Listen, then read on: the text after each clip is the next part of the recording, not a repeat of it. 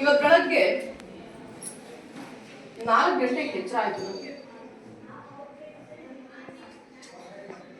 ಮಕ್ಕಳಿಗೆ ನಿದ್ದೆ ಬರಲಿಲ್ಲ. ಇದು ನನ್ನೊಬ್ಬಳಿಗೆ ಮಾತ್ರ ಅಲ್ಲ ಅಂತ ನಾನು ಅನ್ಕೊಂಡಿದ್ದೀನಿ. ಏಕೆಂದ್ರೆ ಎಲ್ಲ ಹೈಸ್ಕೂಲ್ ಟೀಚರ್ಸ್ಗೂ ಈ ಅನುಭವ ಆಗ್ತಾ ಇದೆ. ನಾನು ಹೇಳ್ತಕ್ಕಂಥ ಪ್ರತಿಯೊಂದು ಮಾತು ನಿಮ್ಮ ಹೃದಯಕ್ಕೆ ನಾಟಬೇಕು ಅಂತ ನನ್ನದೊಂದು ಸಣ್ಣ ಪ್ರಯತ್ನ. ನಮ್ಮ ಎಲ್ಲ ಶಿಕ್ಷಕರ ಪರವಾಗಿ, ಆಡಳಿತ ಮಂಡಳಿಯ ಪರವಾಗಿ, ಅದಕ್ಕೆ ಕಾರಣವೂ ಸಹ ನಾನು ಹೋಗ್ತಾ ಹೇಳ್ತೀನಿ. ಯಾಕೆ ನಾನು ಇವತ್ತು ಒಂದು ಸೆಷನ್ ನಿಮಗೋಸ್ಕರ ಇನ್ಸ್ಪಿರೇಷನಲ್ ಸ್ಪೀಚ್ ಒಂದು ಸೆಷನ್ ಅನ್ನ ಇಟ್ಕೊಂಡಿದ್ದೀನಿ, ಅದರಲ್ಲೂ ಸಹ 10th ಮಕ್ಕಳಿಗೆ ಅಂತ. ಯಾಕೆ ಈ ಒಂದು ಸೆಷನ್ ಅನ್ನ ಇಟ್ಕೊಂಡಿದ್ದೀನಿ ಅಂತಂದ್ರೆ, ಕೆಲವರು ಓದಲಿಕ್ಕೆ ಕಾಳಜಿಯನ್ನ ತೋರಿಸ್ತಾ ಇದ್ದೀರಾ, ಇನ್ ಕೆಲವರು ಓದಲಿಕ್ಕೆ ಕಾಳಜಿಯನ್ನ ತೋರಿಸ್ತಾ ಇಲ್ಲ. ಈಗ ನಮ್ಗೆ ಇರ್ತಕ್ಕಂಥದ್ದು ಬರೀ 4 ದಿನ ಮಾತ್ರ ಎಕ್ಸಾಮ್ಗೆ. ಇವತ್ತು ನನ್ನ ಈ ಮನದಾಳದ ಮಾತುಗಳನ್ನ ನಿಮ್ಮ ಮುಂದೆ ಬಿಚ್ಚಿಡ್ತಾ ಇದ್ದೀನಿ. ಸೊ ಅದೇನಪ್ಪ ಅಂದ್ರೆ, ಎಲ್ರಿಗೂ warm good afternoon. Education is the most powerful weapon with which we can change the world. ಇದನ್ನ ಹೇಳಿರ್ತಕ್ಕಂಥದ್ದು ಒಬ್ಬ ಫೇಮಸ್ ಥಿಂಕರ್ ನೆಲ್ಸನ್ ಮಂಡೇಲಾ. ನಮಗೆಲ್ರಿಗೂ ಗೊತ್ತು ಎಜುಕೇಶನ್ ಎಷ್ಟು ಇಂಪಾರ್ಟೆಂಟ್ ಲೈಫಲ್ಲಿ ಅಂತ. ನಾನು ತುಂಬಾ ಸಾರಿ ಹೇಳಿದ್ದೀನಿ ಕೂಡ. And then one more thing, with the education you can't change only the world, you can change even your world. ನಿಮ್ಮ ಪ್ರಪಂಚವನ್ನ, ನಿಮ್ಮ ಮನೆಯನ್ನ, ಎಲ್ಲವನ್ನೂ ಸಹ ನಿನ್ನನ್ನ ನೀನು ಬದಲಿಸ್ಕೊಳ್ಳೋದಕ್ಕೂ ಸಹ ಎಜುಕೇಶನ್ ತುಂಬಾ ಇಂಪಾರ್ಟೆಂಟ್. ಅದು ಈಗಲೂ ಸಹ ಕೆಲವರಿಗೆ ಅರಿವಾಗಿಲ್ಲ ಅನ್ನೋದು ನನಗೆ ಬೇಜಾರು.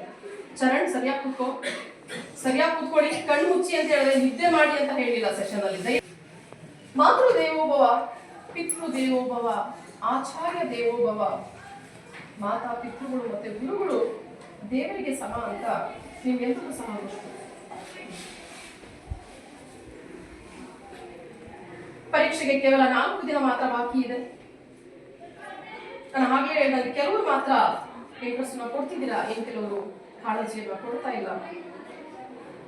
ನೀವೆಲ್ಲರೂ ಸಹ ಪ್ರಯತ್ನ ಪಟ್ಟರೆ, ಶ್ರದ್ಧೆ ಇಟ್ಟರೆ, ಮನಸ್ಸು ಮಾಡಿದರೆ ನಾವು 100% ರಿಸಲ್ಟ್ ಅನ್ನ ಕೊಡಬಹುದು.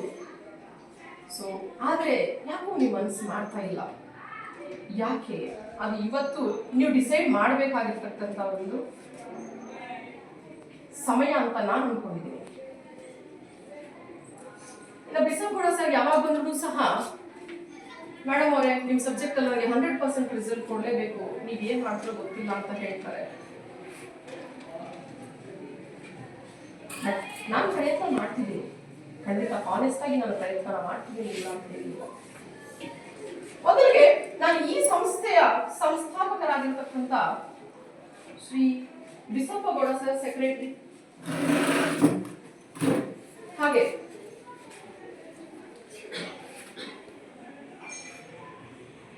ನಮ್ಮ ಇನ್ನೊಬ್ಬ ಸಂಸ್ಥಾಪಕರಾಗಿರ್ತಕ್ಕಂಥ ಶ್ರೀ ಬಿ ಚಿಕ್ಕಮುನಿಯಪ್ಪನವರ ಜೀವನದ ಕೆಲವೊಂದು ಘಟನೆಗಳನ್ನ ಅಥವಾ ಅವರ ಜೀವನದ ಬಗ್ಗೆ ನಿಮಗೆ ಸ್ವಲ್ಪ ಮನವರಿಕೆ ಮಾಡಿಕೊಳ್ಳಿಕ್ಕೆ ಇಷ್ಟಪಡ್ತೇನೆ. ಅವರು ಉನ್ನತ ವಿದ್ಯಾಭ್ಯಾಸವನ್ನ ಮಾಡಲು 10 ಮೈಲಿ ಕೋಲಾರಕ್ಕೆ ನಡೆದುಕೊಂಡು ಹೋಗಿ ವಿದ್ಯಾಭ್ಯಾಸವನ್ನ ಮಾಡುದು. ನೀವು ಕ್ವೆಶ್ಚನ್ ಮಾಡ್ಕೊಳ್ಳಿ, ನಿಮಗೆ ಆ ಕಷ್ಟ ಇದೆಯಾ ಅಂತ.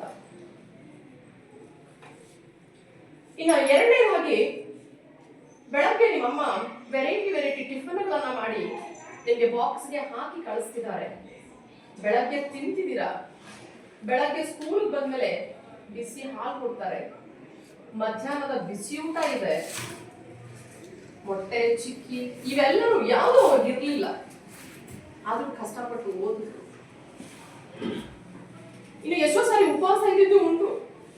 ನಿಮ್ ತರ 50 ಸಾವಿರಗಳು ಹೋಗಿ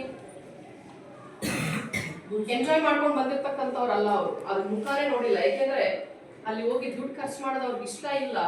ಯಾಕೆಂದ್ರೆ ದುಡ್ಡಿನ ವ್ಯಾಲ್ಯೂ ಅವ್ರಿಗೆ ಗೊತ್ತು, ದುಡ್ಡಿನ ಬೆಲೆ ಗೊತ್ತು. ಆದ್ರೆ ನಿಮಗೆ ಕ್ವಶನ್ ಮಾಡ್ತೀನಿ,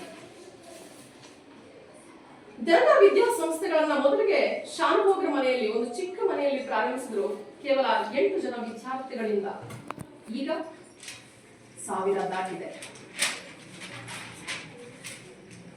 ಇದೆಲ್ಲ ಅವರ ಕೃಷಿಯನ್ನ ತೋರಿಸುತ್ತೆ. ಶ್ರೀ ಬಿಸಪ್ಪಗೌಡರು ಅವರು ಪಟ್ಟಂತಹ ಕಷ್ಟ ಬೇರೆಯವರು ಪಡಬಾರದು ಅಂತ ಹೆಣ್ಣು ಮಕ್ಕಳು ದೂರದ ಊರಿಗೆ ಹೋಗಿ ಶಿಕ್ಷಣ ಪಡೆಯುವುದು ಕಷ್ಟ ಅಂತ ಗ್ರಾಮೀಣ ಬಡ ಮಕ್ಕಳಿಗೆ ಕಡಿಮೆ ಖರ್ಚಿನಲ್ಲಿ ಉನ್ನತ ಶಿಕ್ಷಣ ದೊರೆಯಬೇಕು ಅಂತ ಅವರ 3 ಎಕರೆ ಜಮೀನನ್ನ ಈ ಶಿಕ್ಷಣ ಸಂಸ್ಥೆಗೆ ದಾನವಾಗಿ ಕೊಟ್ಟಂತಹ ಪುಣ್ಯಾತ್ಮರು ಶ್ರೀ ಬಿಸಪ್ಪಗೌಡರು ಮತ್ತು ಅವರ ಕುಟುಂಬದವರಿಗೆ ಮನಸ್ಸಿನಲ್ಲಿಯೇ ತುಂಬ ಹೃದಯ ಕೃತಜ್ಞತೆಗಳನ್ನ ಹೇಳಿ. ಹಾಗೆ ಶ್ರೀ ಬಿ ಚಿಕ್ಕಮರಿಯಪ್ಪನವರು, ನಾನು ಅವರನ್ನು ಕಂಡಿಲ್ಲ, ಆದರೆ ಬೇರೆಯವರ ಮಾತುಗಳಲ್ಲಿ ಕೇಳಿರುವ ಹಾಗೆ ಅವರೊಬ್ಬ ಶಿಸ್ತಿನ ಸಿಪಾಯಿ, ಸ್ವಾತಂತ್ರ್ಯ ಹೋರಾಟಗಾರರು ಹಾಗೂ ಶಿಕ್ಷಣ ತಜ್ಞರು. ಹಗಲು ರಾತ್ರಿ ಸಂಸ್ಥೆಗೆ ಅವರ ಜೀವನವನ್ನೇ ಮುಡುಪಾಗಿಟ್ಟ ಮತ್ತೊಬ್ಬ ಮಹಾನ್ ವ್ಯಕ್ತಿ.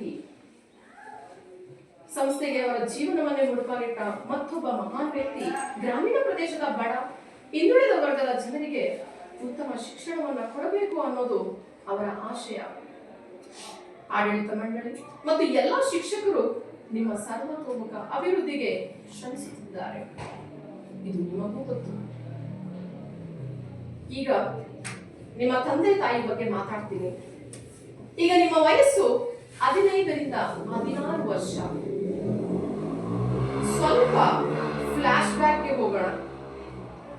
16 ವರ್ಷದ ಹಿಂದೆ ನೀವು ಹುಟ್ಟಿದಾಗ ಇಮ್ಯಾಜಿನ್ ಮಾಡ್ಕೊಳ್ಳಿ, ನಿಮ್ಮನ್ನ ಹಾಸ್ಪಿಟಲ್ ನಲ್ಲಿ ನರ್ಸು ತೊಳೆದು ಒಂದು ಬಟ್ಟೆಯಲ್ಲಿ ಸುತ್ತಿ ನಿಮ್ಮ ತಾಯಿಗೆ ತೋರಿಸಿದಾಗ ಆಕೆಯ ಕಣ್ಣಲ್ಲಿ ಆನಂದ ಬಾಷ್ಪ.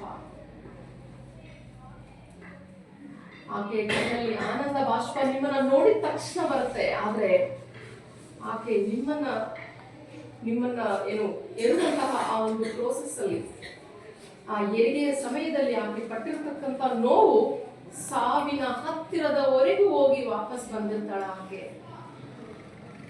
ನೀವು ಏನು ಮಾಡಿದ್ರು ಆಕೆಯ ಋಣವನ್ನ ತೀರ್ಸ್ಕೊಳಕ್ಕಾಗಲ್ಲ ನಿಮ್ಮ ಕೈಯಲ್ಲಿ. ಇನ್ನ ನಿಮ್ಮ ತಂದೆ, ಹೆಣ್ಮಗು ಹುಟ್ಟಿದ್ರೆ ಮಹಾಲಕ್ಷ್ಮಿ ಹುಟ್ಟಿದ್ಲು ಅಂತ, ಒಂದ್ ವೇಳೆ ಗಂಡು ಮಗು ಆಗಿದ್ರೆ ನೀವು ವಂಶೋದ್ಧಾರಕ ಹುಟ್ಟಿದಾನಂತ ಅವರ ಒಂದು ಸಂತೋಷಕ್ಕೆ ಕೊರತೆನೇ ಇಲ್ಲ, ಮಿತಿನೇ ಇಲ್ಲ. ಇಡೀ ಹಾಸ್ಪಿಟಲ್ಗೆಲ್ಲ ಸ್ವೀಟ್ ಹಂಚಿರ್ತಾರೆ. ಸೊ ಅಂತ ತಂದೆ ತಾಯಿ ನಿಮ್ಮಿಂದ ಬೇರೊಬ್ಬರ ತಲೆ ತಗ್ಸೋ ಮಾಡೋದು ಒಳ್ಳೆಯದಲ್ಲ. ನಿಮ್ಮ ತಂದೆ ತಾಯಿಗೋಸ್ಕರ ಆದ್ರೂ ಸ್ವಲ್ಪ ಜವಾಬ್ದಾರಿಯಿಂದ ವರ್ತಿಸೋದನ್ನ ಕಲಿರಿ ಮಕ್ಕಳು. ಇನ್ನೊಂದು ಸಣ್ಣ ಕಥೆ ಹೇಳ್ತೀನಿ. ಒಂದು ಸಣ್ಣ ಹಳ್ಳಿ, ಆ ಹಳ್ಳಿಯಲ್ಲಿ ಒಂದು ಚಿಕ್ಕ ಕುಟುಂಬ, ತಂದೆ ತಾಯಿ ಮತ್ತೆ 2 ಮಕ್ಕಳು ಇರ್ತಾರೆ. ತಂದೆ ಒಂದು ಸಣ್ಣ ಫ್ಯಾಕ್ಟರಿಯಲ್ಲಿ ಕೆಲಸ ಮಾಡ್ತಿರ್ತಾನೆ, ಹಗಲು ರಾತ್ರಿ ದುಡಿತಾ ಇರ್ತಾನೆ, ಏಕೆಂದ್ರೆ ಹೊಟ್ಟೆ ಪಾಡಿಗೋಸ್ಕರ. ಹೆಂಡತಿ ಪಾಪ ಸ್ವಲ್ಪ ಅನಾರೋಗ್ಯದಿಂದ ನರಳ್ತಾ ಇರ್ತಾಳೆ. 2 ಮಕ್ಕಳನ್ನ ಓದಿಸ್ಬೇಕು, ಕುಟುಂಬವನ್ನ ನೋಡ್ಕೋಬೇಕು, ಆ ಒಂದು ಜವಾಬ್ದಾರಿ ಅವನ ಹೆಗಲ ಮೇಲಿದೆ. ಅದಕ್ಕೆ ಮಗ SSLC ಓದ್ತಿರ್ತಾನೆ, ಆದ್ರೆ ಓದಿನಲ್ಲಿ ಹೆಚ್ಚು ಆಸಕ್ತಿಯನ್ನ ತೋರಿಸ್ತಿರೋದಿಲ್ಲ. ಫ್ರೆಂಡ್ಸ್ ಅಂತ, ಗರ್ಲ್ ಫ್ರೆಂಡ್ ಅಂತ ಹೀಗೆ ಟೈಮ್ ಪಾಸ್ ಮಾಡ್ತಾ ಇರ್ತಾನೆ.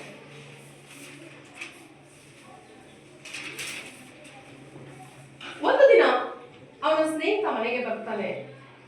ಅವ್ರ ಮನೆ ನೋಡ್ತಾನೆ, ಮನೆ ತುಂಬಾ ಚಿಕ್ಕದು. ಅವನ ತಾಯಿ ಅನಾರೋಗ್ಯದಿಂದ ಬಳಲ್ತಾ ಇದ್ದಾಳೆ. ಅವನಿಗೆ ಆಶ್ಚರ್ಯ ಆಯ್ತು ಅವ್ರ ಮನೆ ನೋಡಿ, ಅವನ ಪರಿಸ್ಥಿತಿಯನ್ನ ನೋಡಿ ತುಂಬಾ ಆಶ್ಚರ್ಯ ಆಯ್ತು. ನೀನು ಈ ಮನೆಯಲ್ಲೇ ಇರೋದು, ಇದೇನಾ ನಿನ್ನ ಮನೆ ಅಂತ. ಹೌದು, ಇದೇ ನಮ್ಮ ಮನೆ.